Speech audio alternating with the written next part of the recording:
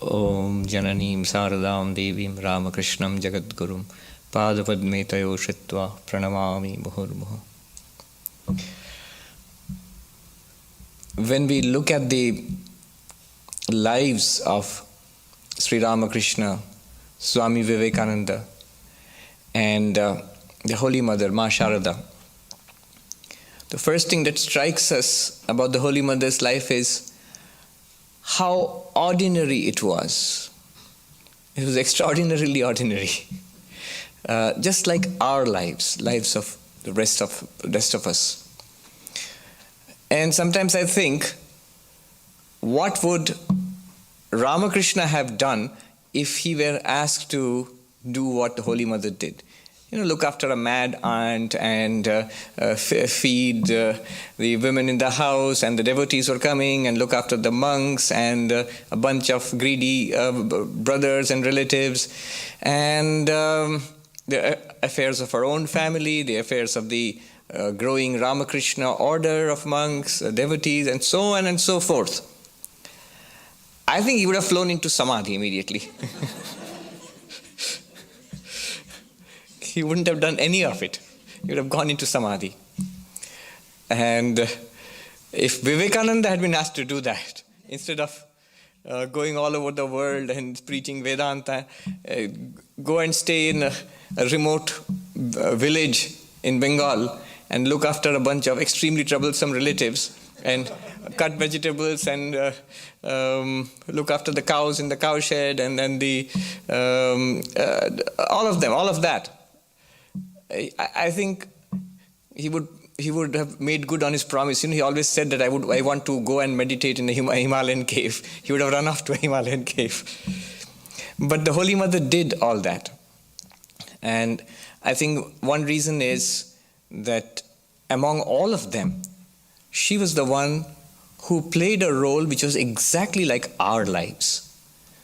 You see, how many such characters do we know, like Ramakrishna, who goes into ecstasy, who lives in this constant communion with God and preaches God through example and his own teachings? How many do we know like Vivekananda, and how many can be like Vivekananda or like Ramakrishna? Their circumstances were extraordinary and they are not replicated. But what is replicated is our ordinary life. And that's what the Holy Mother did. She demonstrated all those teachings. How can we apply it to our own lives, our common workaday lives? How do we apply that? How do we make our own lives blessed? But because of that, she's also difficult to catch. The person I've seen in spiritual life among the monks and also devotees, it's usually people are attracted by Swami Vivekananda. And then after some time they come to understand Sri Ramakrishna. And I've seen it's only after a lot of maturity in spiritual life that they go from Ramakrishna to Holy Mother. So in the final stages of spiritual life, they actually take refuge in the Holy Mother. Swami Turiyananda, the last several years of his life, it was mother, mother, mother all the way. I just heard from Swami Mahayogananda today how Swami Jagadishwarananda or Jagadananda, who was regarded as a Brahmagyani, who would always say Hari Om. Guru Atulananda ji. Oh, Atulananda, Guru Das Maharaj, who would always say Hari Om, but towards the end of his life he would say Ma. So, as we become more mature in spiritual life, we go from Swamiji to Sri Ramakrishna. I've seen that practically in the lives of many people, to the Holy Mother finally. In Belur Math, I have seen Sri Ramakrishna's temple is so big, and it's the center around which everything is arranged. But the Holy Mother's temple is more popular. It's a small temple, but you'll always find people there praying, meditating, just sitting there, crying, or gossiping. But sitting there, they're sitting all around. Always, Holy Mother's temple, some people will always be there. One day, I was just walking towards Holy Mother's temple, and just by the way, I was thinking, From God's point of view, how does God look upon us? What would God's point of view be towards us? And in front of me, Holy Mother's temple was there, and immediately the answer came. Of course, God would look upon all of us as children. We are the children of God, His children or her children. So the motherhood of God is primary. In fact, from God's point of view, all of us are her children. In all religions, God is defined as the creator of the universe, that from which the universe is born, that in which the universe exists, and that unto which the universe finally returns. So God is the mother, and the Holy Mother was first and foremost a mother. That's the thing which comes to us through all the stories we were listening to just now. Swami Arupananda, who was her long-time attendant, who stayed with her for a very long time, her disciple, he says, he has a very beautiful reminiscence in which he says that when he first came to meet the Holy Mother, to take initiation from her, the first thing he saw was the first time he saw the Holy Mother. She was standing in her house in Jairambati in the village, and the tender look she had on her face when she looked at him. Now, Arupananda had lost his mother as a young child. So he saw the mother and somehow felt that this is my mother. And that's something, he said that lasted with him all his life. The first day he saw her and the first look that he gave her, that she gave him, what she looked at him. And he had a very interesting conversation with her. He asked her, "Are you really the mother of all?" She said, "Yes." "You're really the mother of all?" She said, "Yes." "Even these birds and beasts and insects?"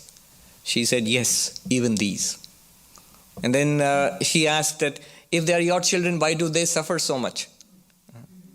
And she said, this birth is like that. The animal birth is like that they have to go through these experiences, but they are my children.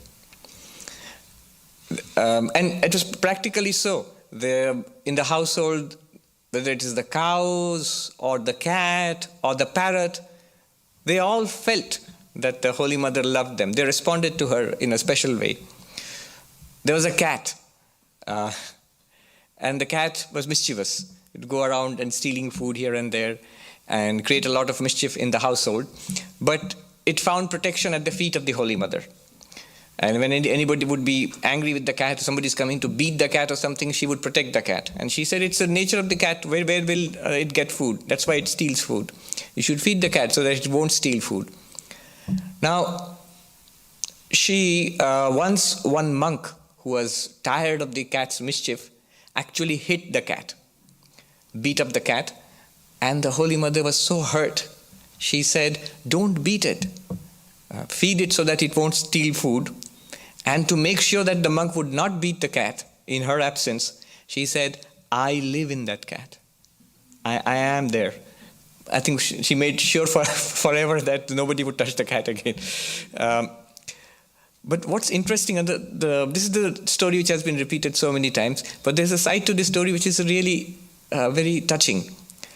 She would herself be strict with the cat sometimes. The cat, when it was particularly mischievous, she would threaten to beat it.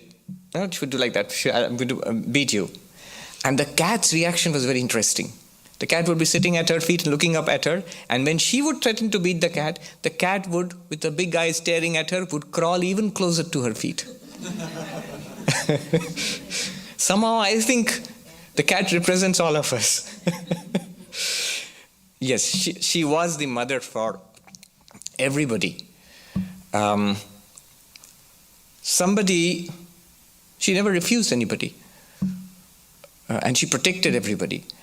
In Belur Math once, what happened was, Swami Vivekananda was there in Belur Math, and it had newly been set up. There were a few workers, and one of the workers was caught stealing something from the monastery. And Swami Vivekananda turned him out and said, "You're dismissed from service." He was a very poor man. What could he do? He went across the river to Calcutta and went straight to Mother's house. and told her everything. That day Baburam Maharaj Swami Premananda was visiting mother's house, and the Holy Mother said to Baburam Maharaj, this man is very poor, what will he do? Narain has thrown him out of his job. Tell him to take him back, say that I said so. And Baburam Maharaj said, but Narain will be furious if I return with this person whom he's driven out. The Holy Mother just said, tell him I said so. That's all. Now Baburam Maharaj was anxious, so he came back to the mutt with that worker.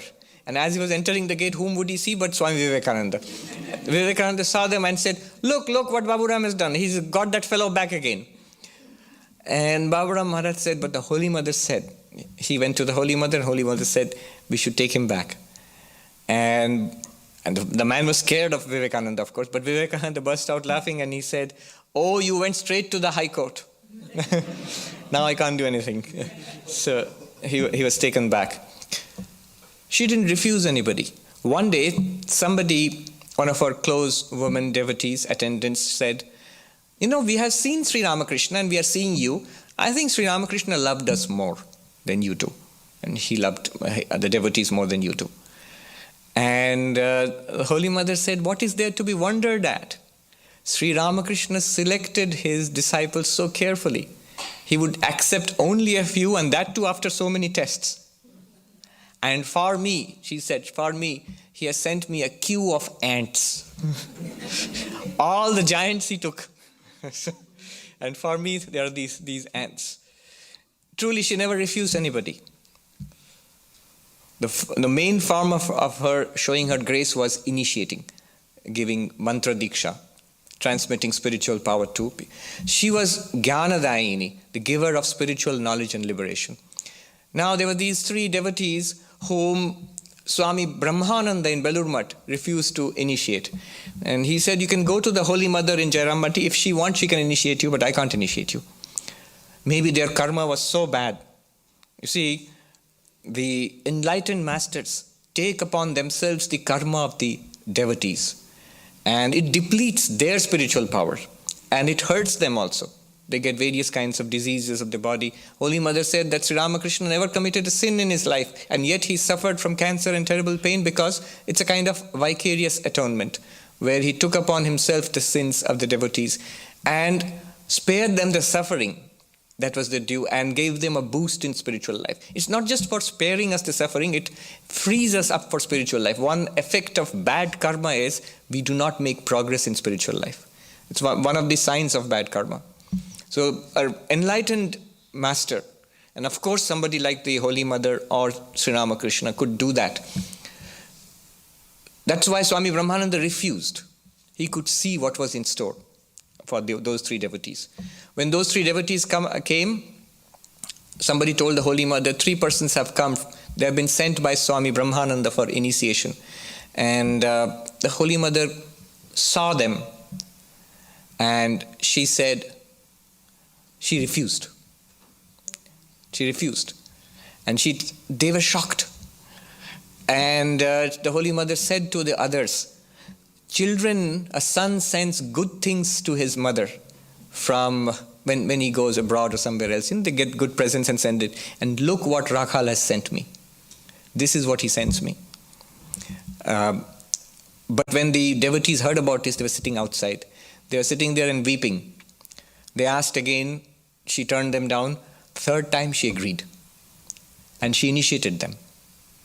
And when they went back and they reported this in Belur Math, this was reported to Swami Brahmananda. At that time, Swami Brahmananda was sitting facing the Ganges on a bench. Swami Brahmananda was there, Swami Saradananda, Swami Premananda, I think Swami Turiyananda also was there. Shivanandaji was there probably. When they heard this, that those 3 devotees have been initiated, they all kept quiet. A silence descended upon them. Swami Brahmananda was very grave, and Swami Premananda said, grace, grace. What poison would have reduced us to ashes, the Holy Mother, it takes it in, assimilates it without a murmur. Of course, for us, we don't have that sight, so it doesn't seem to make much difference. Just 1 more person or 3 more persons. But what is there in the past? You see, these persons can see. Sri Ramakrishna says to Master Mahashai, tell me, suddenly a mood comes upon him, tell me, I know all about your past and your future. Do I not? What a strange thing to say. But Master Mahashai immediately, with his hands folded, he says, yes, you do. So that's the nature of such, of the avatar. Let alone an enlightened guru, let alone an avatar. An enlightened guru can also do that, but avatar is, of course, a different grade altogether. So she would initiate. She initiated everywhere. She initiated not only in the shrine, she initiated people in her room, she initiated people on the road, on a railway platform. Once she was going and this porter, railway porter, saw her standing there and he did not know her. And she did not know him. Nobody, they didn't know each other, this party. And he burst out crying and he ran to her and fell at her feet and said, "Oh, Mother Janaki," means Mother Sita. Janaki is Sita. How long I have waited for you. Where have you been all these days? And she was not perturbed. She called him and right there on the railway platform initiated him. Now this is very evocative especially for the Hindu mentality, because Sita and Rama is the incarnation, Sita was his Shakti, and the Rama incarnation, the Krishna incarnation, and the Ramakrishna incarnations. So we believe that Sri Ramakrishna is the incarnation of God, and the Holy Mother is the incarnation of the Divine Mother, the Shakti of God.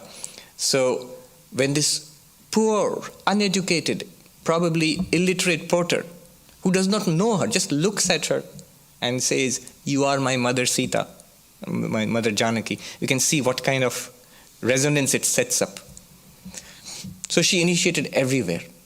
And she would never turn anybody down. And as we heard, how she loved feeding people. But there was a difference between her and the ordinary human mother also. At a moment's notice, she could assume her divine nature that would shine through, and it was awesome, even scary at times.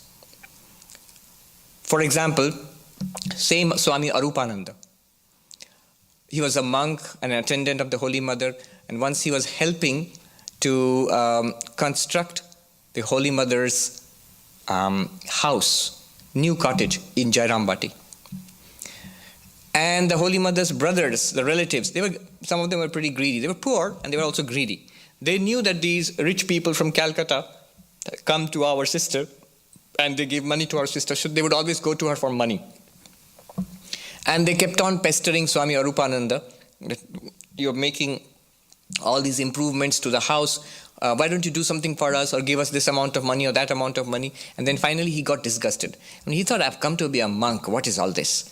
And he went to the Holy Mother and said, Mother, the uncles, that means her brothers, they're so greedy, they're so worldly, and they keep pestering me for this. And this is not really why I have come to become a monk, So I decided I won't do this work anymore. I'm not going to do this kind of work.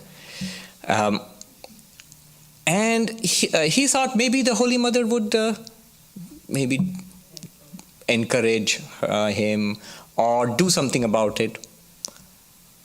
She stood there. The description is she was standing there on her cottage, little raised platform, with her hand on one of the bamboo poles which supported the cottage. And the description is that she had a very strange, faraway expression on her face. She was not really responding to his query.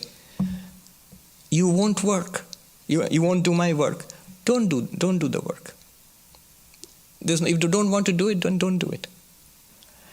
And at that time, Arupanji looked, and I heard this from Chetananji, that he saw a divine halo around her. She didn't look like this simple old village woman. She looked like a goddess-like light shone from her, and a very far-away look in her eyes. And immediately he fell at her feet and he said, No, I will do the work. And I'll do what you ask me to do. See, Jesus has said that ye that are heavy laden, come unto me, for my yoke is light. See, often we complain. What God puts us under is for our own good, entirely for our own good. And we do not know what will benefit us spiritually.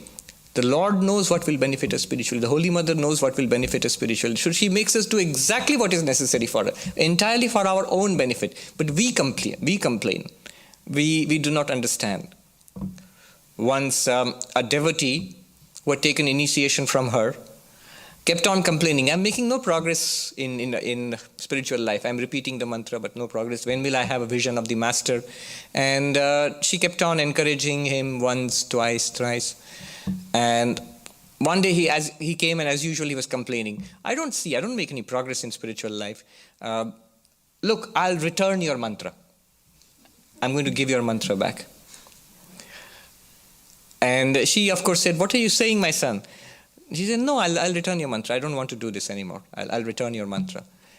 And when he said that, suddenly a different mood overtook Holy Mother. And she said, all right, give me back the mantra. You don't have to do anything anymore. Now a great fear seized that man. Suddenly he was terrified. He said, Mother, what have you done? Shall I go to hell then? And she immediately said, hell, my children, even Brahma has no power to send my children to hell. Of course he will not go to hell. And of course she again reassured him, and I don't think she took the mantra back from him. There was another incident, a lesser known incident, a similar kind, where this person took initiation and then kept on, he was a little eccentric. He kept on importuning her, give me the vision of Sri Ramakrishna, give me the vision of Sri Ramakrishna. And she said, you will get it at the right time. Keep on practicing. But he wouldn't. One day he came in a fit of rage, he flung the rosary at her. And she said, take it back, I don't want this anymore. She kept quiet. That man went away and he actually became insane. But much later I read that he recovered by her blessings again. So she could suddenly, we shouldn't think that the Holy Mother is a big softie, that anything goes with her. No, it actually doesn't. But she could transform herself from a very ordinary, loving, very affectionate mother to something very awesome. Chandra, this young man, very simple young man, whom the Holy Mother loved a lot, who did a lot of errands for the house in Calcutta, the ashram there. And he loved to eat also. And Holy Mother, that's a very good partnership, because Holy Mother loved to feed people.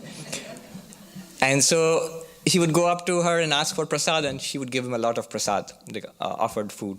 Now one day a senior monk of the order said to him, look, the Holy Mother is so affectionate towards you. Why do you so foolishly go and ask for prasad, for a couple of sweets, and you're satisfied with that? She gives you that and you're satisfied with it. And this young man was very simple. What should I ask for? And this monk put him up to it. He said, next time you go and meet her, and she says, what do you want? Say, I want liberation, moksha. I want liberation. And he said, okay, I can do that. I can do that right away. And he ran upstairs where the Holy Mother was sitting for puja. Now, as he approached her room, that's his description, as he approached her room, a great fear seized him. And by the time he came and stood in front of her, she was sitting for puja, he was absolutely terrified. And Holy Mother was sitting for puja, she turned around and looked up at him. What do you want? And at that moment, he couldn't say anything. When she asked again, he said, prasad, I want a prasad. And she said, it's there, take it. And he came back. He couldn't ask for that. But she was very loving. Chandra, was very close to her. Fasting. Once some puja was there, everybody was fasting, and Chandra couldn't bear the idea of fasting. But everybody was. So, I remember when I joined the order on Shivaratri. It was a school, so everybody was fasting. And this young man who was a teacher of the school, maybe in his 20s or something, he had never fasted earlier, but he was very inspired. So he went up to a senior monk who was in charge of all these arrangements and said, Swami, today I'm going to fast. I'm not going to eat anything today for Shivaratri. And the Swami turned at him and said,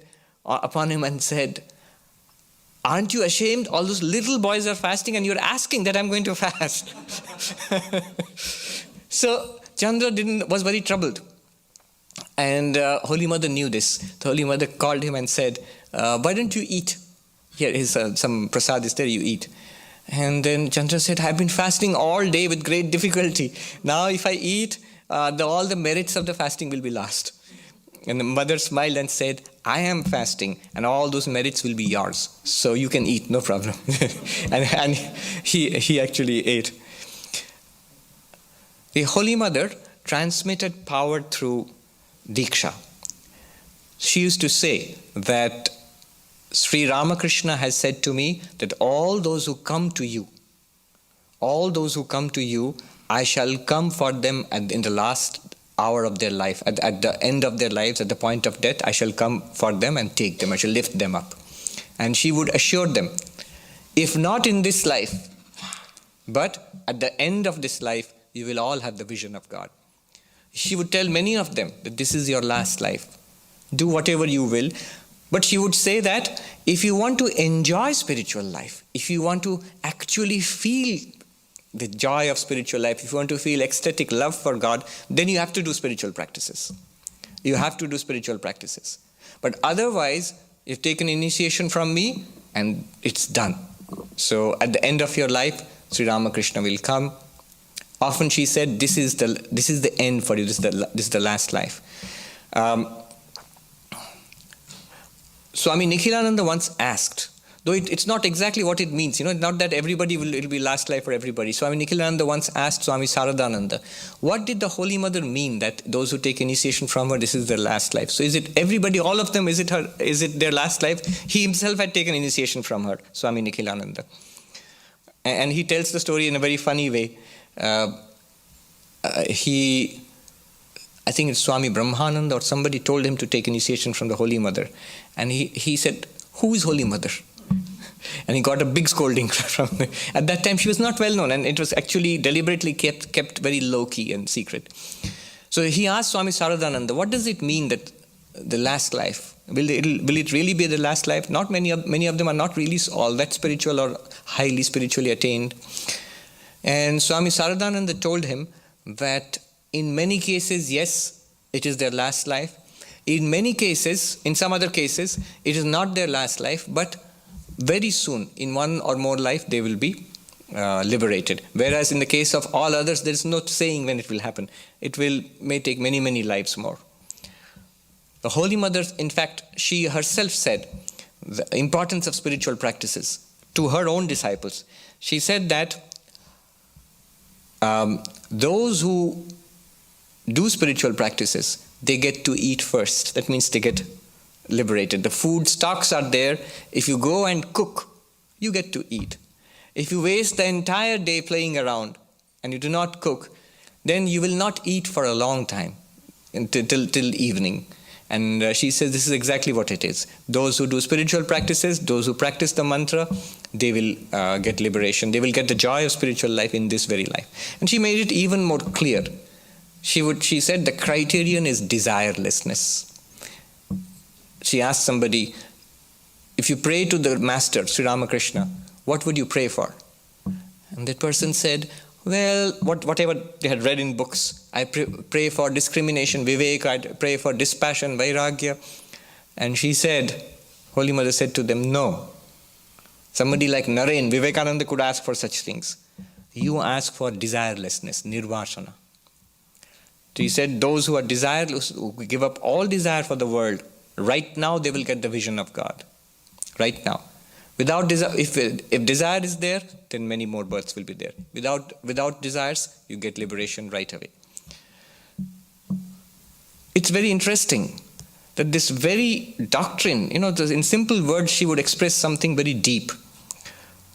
The core of Vedanta is Brahma Satyam Jagat Mithya. God alone is real, Brahman alone is real, the world is an appearance. This very truth itself, the Holy Mother expressed in this way, that as far as the world is concerned, be desireless. As far as God is concerned, want only one thing, that is to realize God. And she says to realize God, to think about God, to contemplate God, and to remain immersed in the joy and in ecstatic love of God. That is the goal of life. She says that is the purpose of life. The purpose of life is God realization. Brahma Satyam Jagat Mithya. Brahman alone is real, the world is an appearance. This world is an appearance means this world properly understood is Brahman. Brahman misunderstood is this world. So there are not two realities. She put it in this way. She said, love people for the sake of the people. Love a human being for the sake of the human being, you will suffer. Love God. And of course you love all human beings through God. Then you will always be in joy. Nobody ever has suffered by loving God. She says that. By loving God, nobody gets dukkha. If you love a human being as a human being, you're bound to suffer one day. So this simple truth, which she says, it reflects a much deeper Advaitic truth, the immanence and transcendence of God. Brahman is right here, but not, this world is an appearance of Brahman. The appearance has to be seen through. The main teaching she gave, of course, was japa. She emphasized that very much. Repetition of the names of God. She said the name of God is a very powerful practice.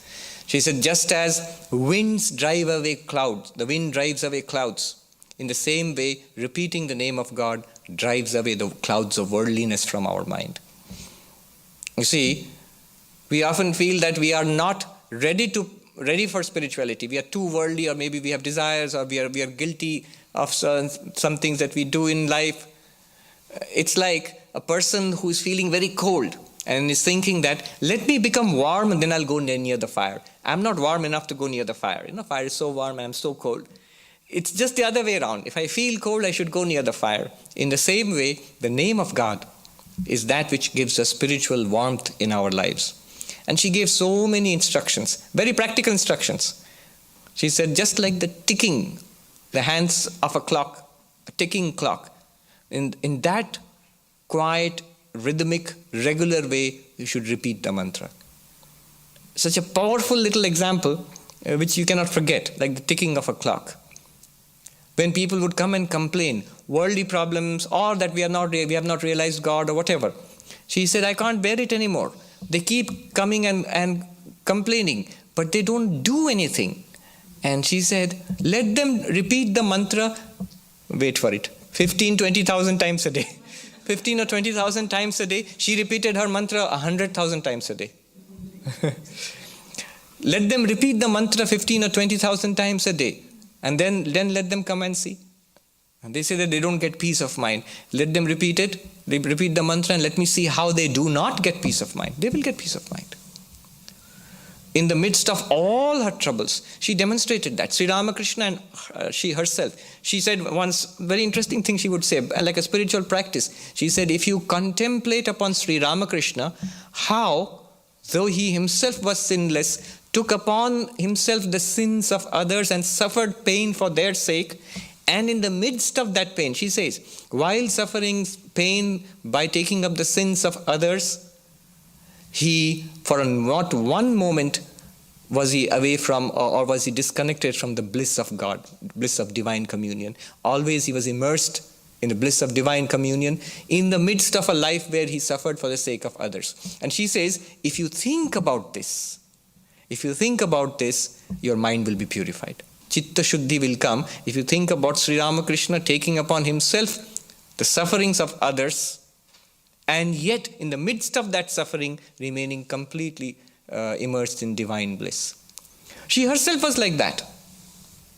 She herself, in spite of all the troubles in her life, she said, Dukkho ki ami janina. In Bengali she used to say that, I do not know what suffering is. I have never suffered in my life. What a remarkable statement to make. The most ordinary of lives, we are back full circle, the most ordinary of lives with all kinds of troubles that a woman in her society, in her time, would have faced. Much more than that. Facing all of that, and she says, I have never really suffered in my life. I have no sorrow in my life. Dukkho ki janina. He said that Sri Ramakrishna put a picture of bliss in my heart. My heart is always overflowing with bliss. If we contemplate that, I think, that also purifies our minds, that the real possibility of spiritual illumination and transformation of life, overcoming of suffering and attainment of bliss. We read these things in Vedanta books. Atyantika dukkha nivritti paramananda praptischa. This is a big Sanskrit phrase. Complete transcendence of suffering and attainment of divine bliss. This is the purpose of life. But we see exactly how it is demonstrated to such a great degree in the life of Ma Sharada. And we contemplate that and we get some of that ourselves. So thank you very much. Namaskar.